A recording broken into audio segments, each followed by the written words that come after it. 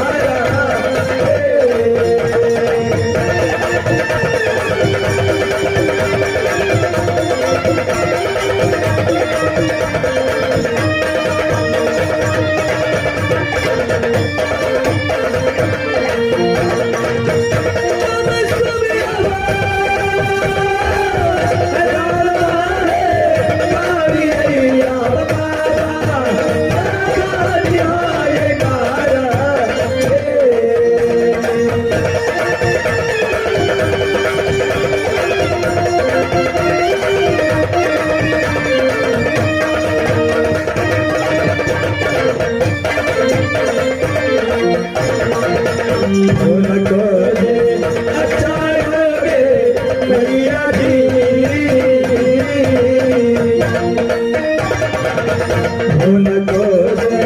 अच्छा लगे मैया अब तुझा के धारा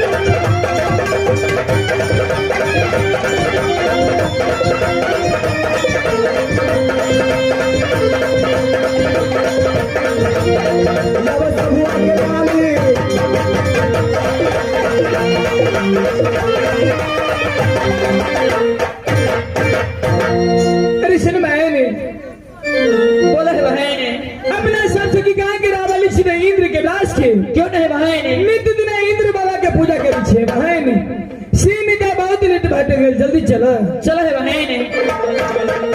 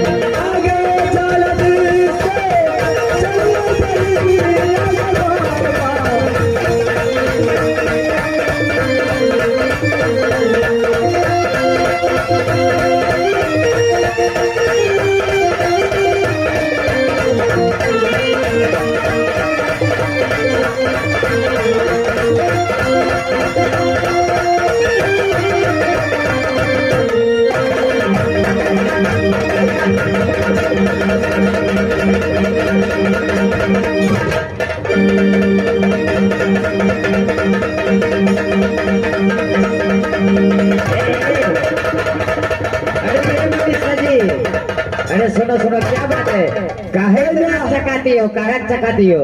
हम चलिए 6 बहनी 5 बहनी रही एगो कत हरा गेले हो एकटा फरन भ गेलाओ गई में एगो हरा गेले उमे सुबह के बछड़ी अपन गड़बड़ है वहाँ बुझाए लगे तो नहीं चल गया है कौन सा की हरा गेलौ छोटकी हरा गेले हमार दिन में खुद ना बाजार में मोटरसाइकिल पर घूमबै छले ई उमेश बा हां हे आनंद स्वीट में गेल छले आनंद स्वीट में रसमलाई खियो नहीं हेते भ सकैया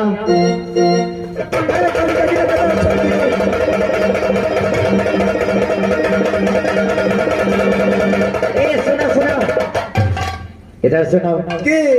एक सहेली खो गई है हाँ यो ब्यासी उसमें भी छोटकी छोटकी सुन कहे छियो ई छोरी खाए के गेलो ई ताही के बैठ गेलो गई में गए छोटकी गाय आगे तू अत किला बैठ रहली गई कत जा छी आगे एकरे सना छोरी के कहे की लटकी छोरी अनार के दाना से के कहे खीर खा लो कहां पर तोरा भगल छु आगे की पसंदो के लिए तहसील गाँव में आल छे तो चिकन का बर पसंद करता कि जकरा लेर बहे छे तकरे पसंद के लिए बुढ़वा के गए गई कत जा छी बाबा ला गई हम ने ले बाबा तवाला किया गए हमरा चल गए सिला गांव में ठेस लागलो उठाया से बड़ जोर दुखा जो बना से गए बाबा ला जे भी तो सुंदर बर मिलतो सुंदर घर वाला है तो हजो नहीं गए अब बाबा आज नहीं जते कि नहरा लुहा मिलता है तना तब वो जोगिया भेटतो तो कहीं जोगिया पहले सेवा करे तब जब हम सेवा करता हाँ गए चनीपुर वाली करी सेवा करता जब जब जब जब जल्दी